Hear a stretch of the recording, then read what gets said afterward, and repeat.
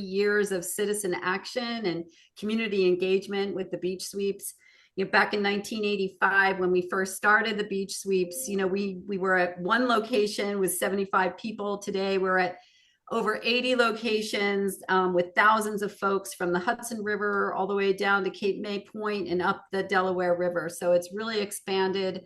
And people really do step up for the ocean because they're so grateful for what the ocean provides. This is a great way for them to give back. It's also become a family tradition for over 3 generations participating.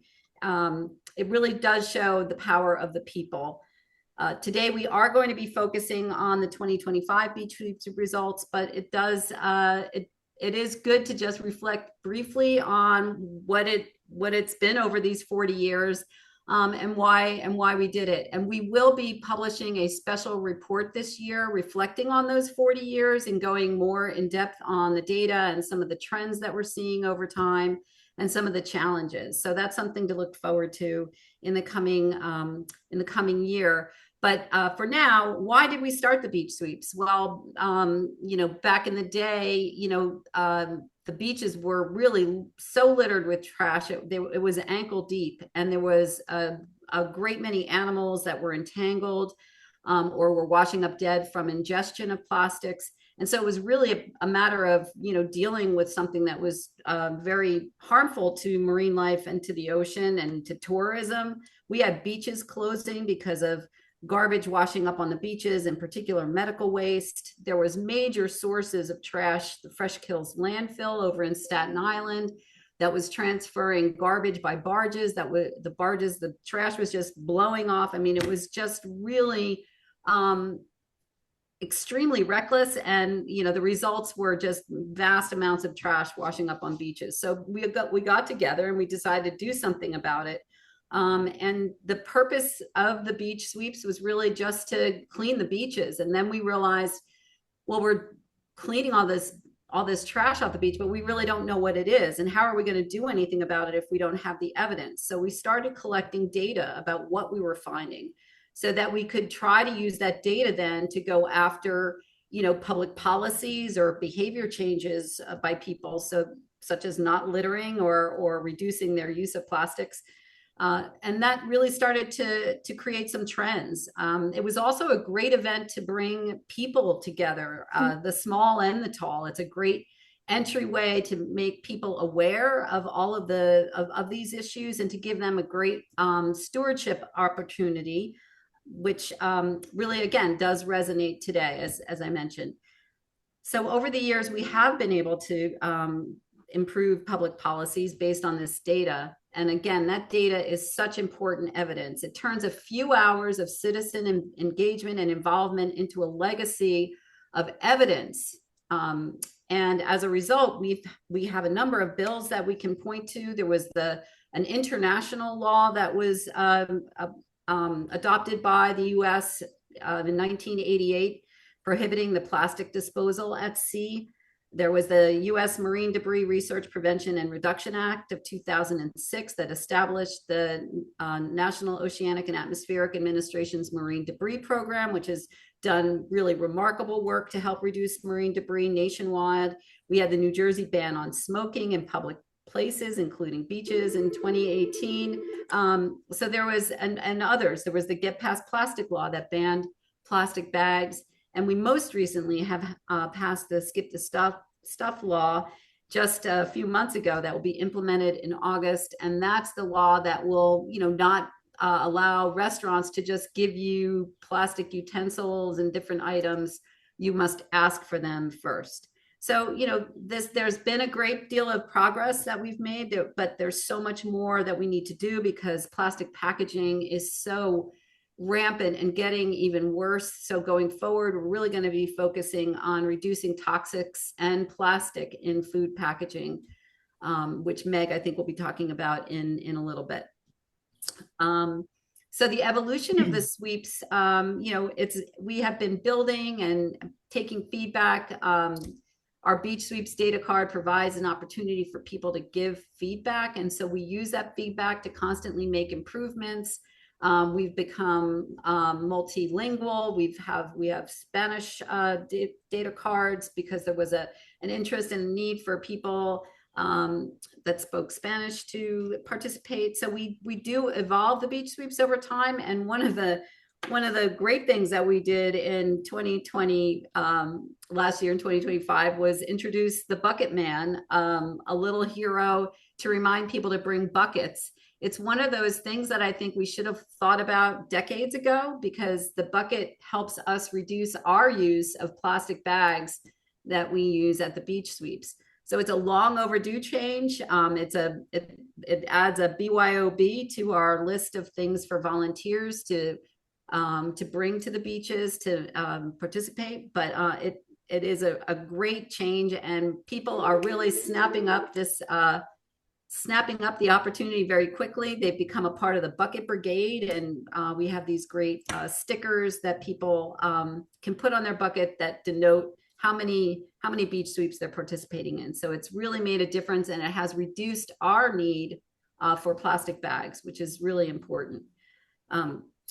And speaking of heroes, I mean, we have a little Bucket Man, but the superhero, the uber superhero of the beach sweep overall is our beach captains. We could not be doing any of this without our beach captains. Beach captains are volunteers that literally staff each of the beach locations. Those 80 different sites are staffed by volunteers that do everything from recruiting in their local communities to organizing the tables, getting there early, being the happy face that greets people no matter what the weather, gives them the data cards, give them directions, provide refreshments, answer questions, and then at the end collect all the data cards and pull all the data together and submit a site report, which then becomes the basis of this annual report that we do. I mean, it's a lot. It's an enormous amount of work, and we are so fortunate to have fantastic beach captains. We have beach captains that are new, and we have beach captains that have been doing this for 30 years. So it really is a passion for people. And here today to represent all of our beach captains is Donna Player.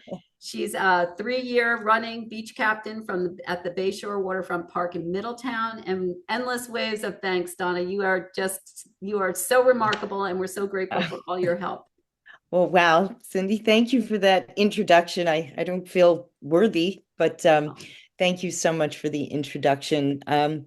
I we moved to the dunes at Shoal Harbor back in 2021, which is a stretch of Bayshore waterfront that runs about 1.5 miles up against the Raritan Bay, and it butts up against the dunes in the woods. And I found out about Clean Ocean Action when I started looking into conservation efforts to clean our beach. And I had the pleasure of meeting Cindy and her fabulous team in 2021. And this will be my 9th term serving as a beach captain. So I'm very excited. I'm very excited about that. In that time, we've had the beach sweeps, we've had it in every single kind of weather, from hurricanes when we tried to cancel, but yet people showed up anyway, and as well as beautiful sunny days. But one of the most heartwarming things I have to say for me are the people that show up to join in and give a hand. Everything from scout troops to kindergarten groups to other marine conservation school groups, and Memorial Sloan Kettering as well also plays a big role for the Bayshore waterfront. And it has just been really wonderful. And like you said, Cindy, it's really when all these people come together, it's just wonderful that they all, chat and they're joining in this effort to make our beaches and oceans clean. And they understand the importance of filling out these cards and in, trying to put forth the effort in order to set policies that keep our beaches clean. Some of the crazy things that we have collected are everything from a tire to a toilet seat to pieces of pier. there have been some there have been some other things which I won't go into, but the work that Clean Ocean Action does is extremely important, and the Clash Collected is documented to help set policy, which will help improve the health of our oceans and keep our beaches clean. And one of the things I can point to is getting rid of the single-use plastic bags. When I first started, the single-use plastic bags were all over the beach. Like I used to pick up one of those in order to start picking up other pieces of plastic bags on the beach. But now I hardly see, I don't think I see any. Really, if I do, it's something that's unusual. So that's a prime example of the change that's come about. And I've been a long-term fan of the Jersey Shore. My family's been going to Ocean City since I was born. And I am just very proud to be a part of Clean Ocean Action and serve as a beach captain. And it's a heartfelt mission, and I'm happy to contribute to these efforts. And it's an honor which I hope to continue for many years to come. So thank you, Cindy, Oh, for making it all possible.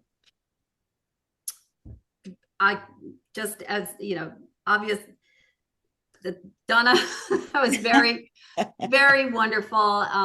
It's, it's a testimonial to how wonderful you are and the beach sweeps and how you pulled it all together. I love that story about how you see in just such a short time that the power of the policies that we can implement and the changes that we can make, as people.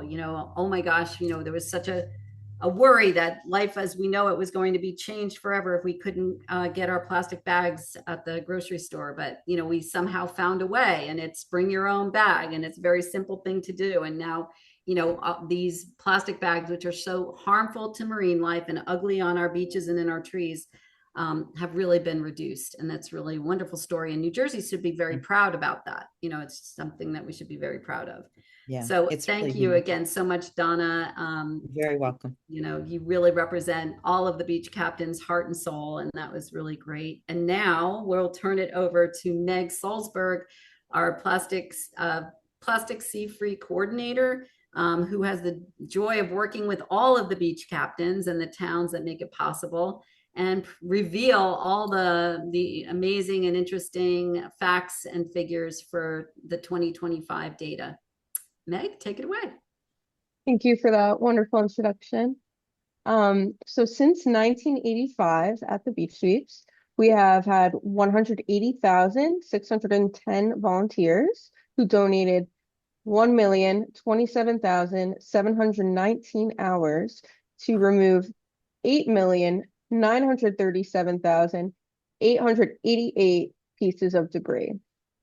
These are the only cumulative numbers in this presentation. The rest of the numbers are going to be specific to 2025.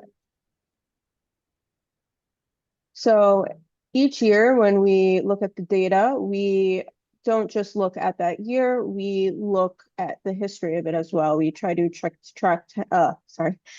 trends over time. So due to the limitations of our database, we're able to track all the way back to 2009. So here are some of the things of note that we pulled out. So in 2025, volunteers collected 6,440 cigarette filters, and that is the lowest percentage since 2009 at 3.79% of all debris. Interestingly, e-cigarettes are going up. So e-cigarettes were introduced to the data card in 2021, and they're at an all-time high. And 1,436 were collected in 2025. And I think that's very interesting because, if you look at society, you can see that shift as well. Another thing of note in 2025's data was that foam plastic packaging material matched the previous high level of 1.110 or 1.1 of all data collected. And that record was previously set in 2009. And there were 1,875 pieces of foam plastic packaging collected in 2025, which leads me into the Get Past Plastic data. So the top chart shows each item's percentage of all debris collected in 2025 and previous years, and back to 2021 when the law was enacted. And the bottom chart shows on average how many pieces each volunteer picked up. So within the charts, if the number is higher than the base year, it is in orange, and if it is lower than the base year, then it is in blue. So in 2025, all foam plastic items were above the base year as a percentage of all items collected and as the number collected per volunteer, but not by much. As you can see, foam cups for the last 3 years have been above their base year, which shows a need for enforcement. You can also see that plastic single-use shopping bags do continue to drop, which, as we've spoken about previously, it's a great thing. The plastic bags used to be like tumbleweeds rolling down the beach, and we're not seeing as much of them. So that shows that the legislation is working. And in fact, the Food Council estimates that almost 34 billion bags have been eliminated since 2021. We also like to break down our data by the material it is made from. So in 2025, 169,756 pieces of debris were collected by 4,100 volunteers. Of the debris collected, 83.13% was made of plastic, and that is a sum of plastic collected and foam plastic that was collected.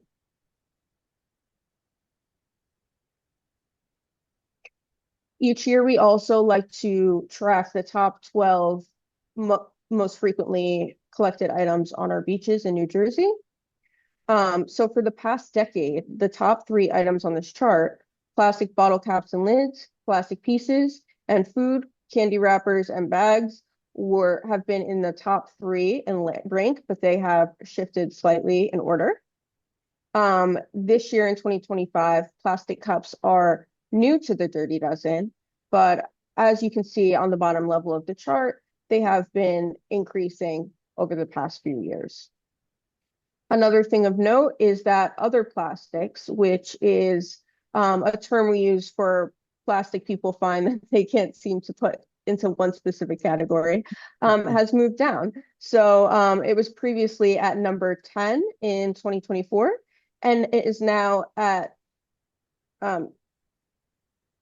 it was previously at number 8 in 2024, and it moved down to number 10.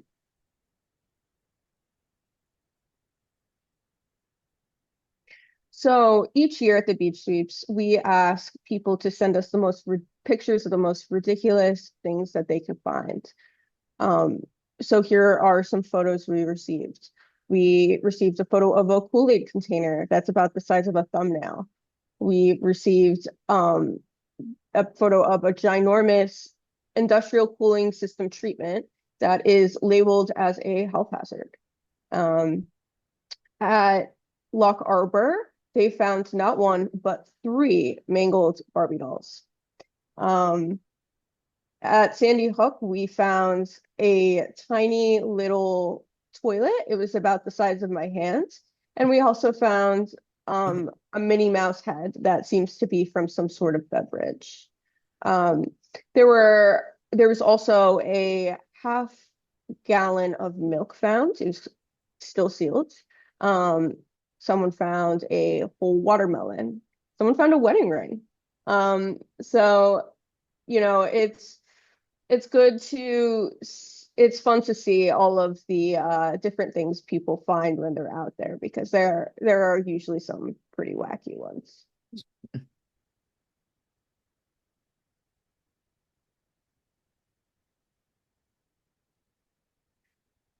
So I'd like to take this time to thank all of the wave makers that make beach sweeps happen. So we ask people if they're part of any kind of group or organization to list that on their data card so that we are able to thank them. So this year we had 472 individual groups, beach captains, organizations, businesses, scout troops, schools, faith-based groups, and civic and municipal groups that recorded data this year, or in 2025, sorry. So as Cindy was talking about earlier, we really owe so many waves of thanks to our beach captains and junior beach captains who are our hands and our eyes and our ears when we can't be there, who donate countless volunteer hours, who take the time to tally all of the data collected and send it back to us. It's a huge undertaking and we couldn't do it without them. I'd also like to take this time to thank all of the municipalities and parks, the clean communities, and the departments of public works who donate their time and efforts as well to keeping our beaches clean.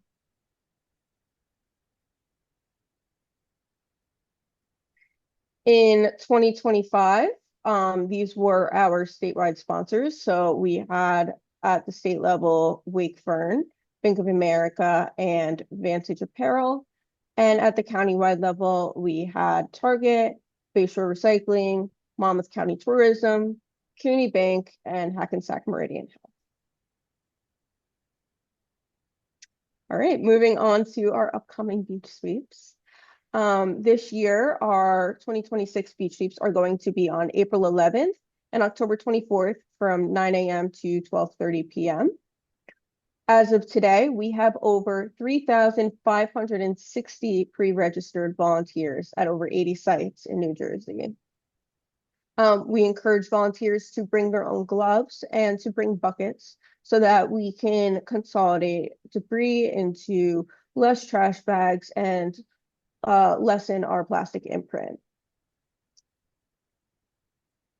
Okay. So at each beach sweep, we like to bring attention to a piece of legislation that we're working on. So this year, we are working on a bill that would lessen plastic packaging. And it would also ban 14 of the most toxic chemicals in plastics. And it would also eliminate the incineration of plastic, which makes these toxins airborne. And this bill is going to be called the the Protect Our Health from Plastic Act. So one way we're choosing to do this is to encouraging people to watch a new film on Netflix. It's a documentary called The Plastic Detox. And this film highlights how plastic items in our kitchens impact human health. And it follows 6 couples who are struggling with fertility. So we hope that people watch this film and understand how plastic is leaching into our food and how that's impacting our health. And if they fill out the quiz on this QR code, they have the chance to win a limited edition Beach Sweep sweatshirt. So for 2026, we have for our statewide sponsors, who we owe waves of thanks to, we have Wakefern, who has this year been a sponsor for 30 years. Bank of America, who has been a sponsor for 17 years, and Vantage. And we owe them a huge thank you as well because they have a program called 1% for the Planet, and they donate those proceeds to the Beach Sweeps program. At the countywide level, we have Target. We also have Bayshore Recycling, who have been a longtime supporter of Clean Ocean Action. We have Kearney Bank, and we also have Hackensack Meridian Health. And we owe these organizations a huge thank you as well because Beach Sweeps would not be possible without them.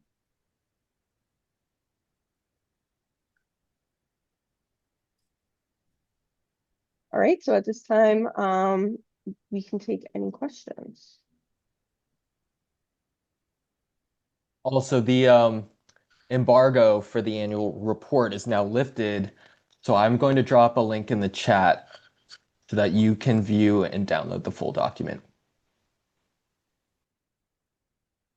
And just one addition, we do have Bloomberg, who is a county sponsor as well. Just breaking news. Oh, wow. Any chance, do you know where the full watermelon was found? I can make a note and get back to you on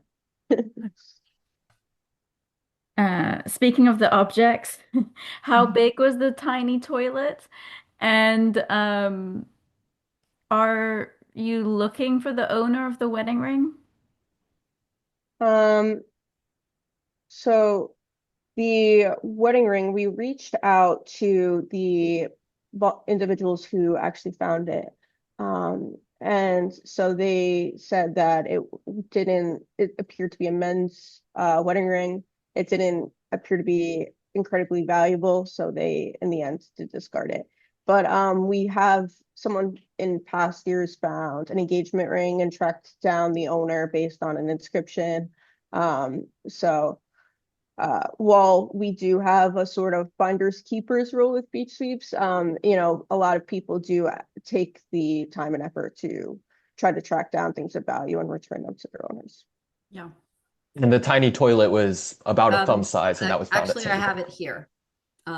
This is Oh. the tiny toilet. Brook. It has a little button on top, which I'm not sure exactly what it did, but I can imagine. So we do try to keep some of the more unusual items in a little collection here in the office. One of the years we found a push button phone, so we have that in the collection and other items. But it is one of the more intriguing things over the years of the unusual items that we do find. Oh, Okay. And I think one of the stats that you pulled up was about plastic straws. Had increased. Is that correct? I can go back to that slide. Yeah. So plastic straws have pretty consistently been under the base year. but they So- did tick Okay. up a little. They did tick up in 2025, but Okay. they have shown lower numbers since the laws passed. Okay, got it. So New Jersey kind of made some changes related to plastic straws, and I'm just kind of wondering what your thoughts are as far as whether that's kind of helping or if this is just too soon to see any significant change. Yeah, no, I think that that's one of the reasons why this data is so valuable, is that you can see that right there, plastic straws were 6.78% of the overall trash when the law was enacted. And today, for every year since, it's had a lower number. Still not as low as we'd like it to be.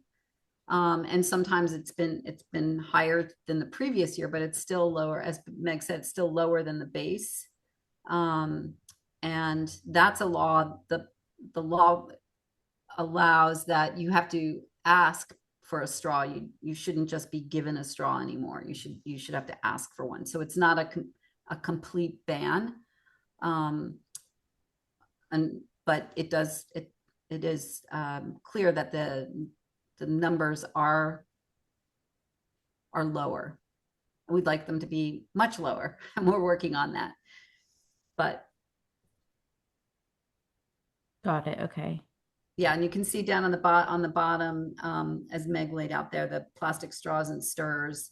When the law was enacted, an average of every volunteer found on average of 3.47 straws, and now it's down to 2.31 straws.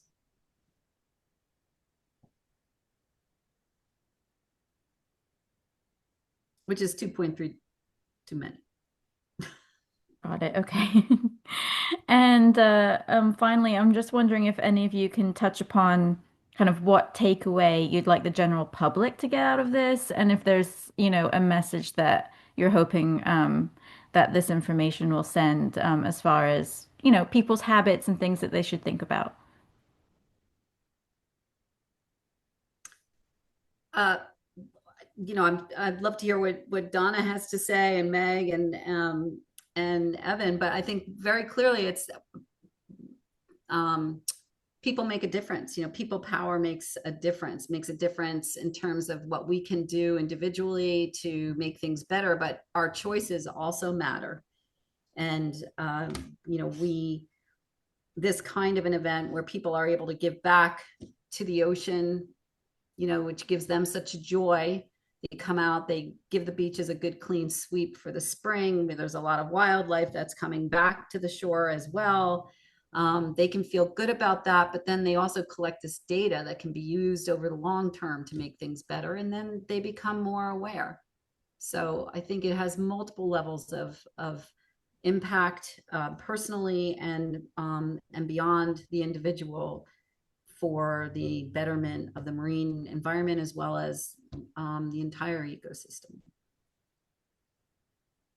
And I think, if I may add to that, I think another key takeaway from this data is that plastic is pervasive in our life and in our environment. It's persistent, and when we can make those changes in our life and we can shift away from it, whether it's not taking a plastic fork when you don't need it, or it's, maybe switching from a plastic cooking utensil to a metal cooking utensil, or a plastic water bottle to a reusable water bottle. I think that those changes, they're reflected in our environment, they're reflected in the data, and they're reflected in our own personal health. And that's a wonderful thing. And I think Cindy said it best as well when she said our choices matter. And I think that that's something that hopefully is reflected to the public.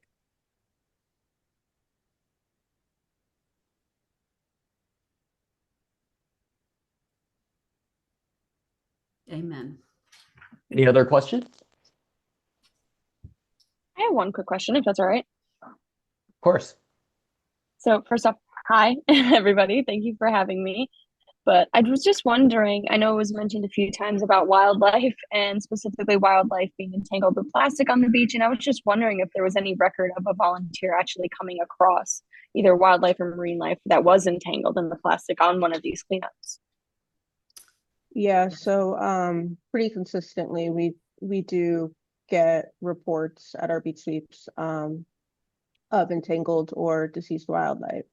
Sometimes, they're funny stories, like they're not entangled. Like this year there was a raccoon found in the dumpster, and they had to call the fire department to get it out. They couldn't put any debris in the dumpster for about an hour, but usually it is a more sad story. And so, when volunteers go out to the beaches and they take the time, they take 3 hours out of their day to go pick up some litter, record some data, they're removing that from the ecosystem, and they're removing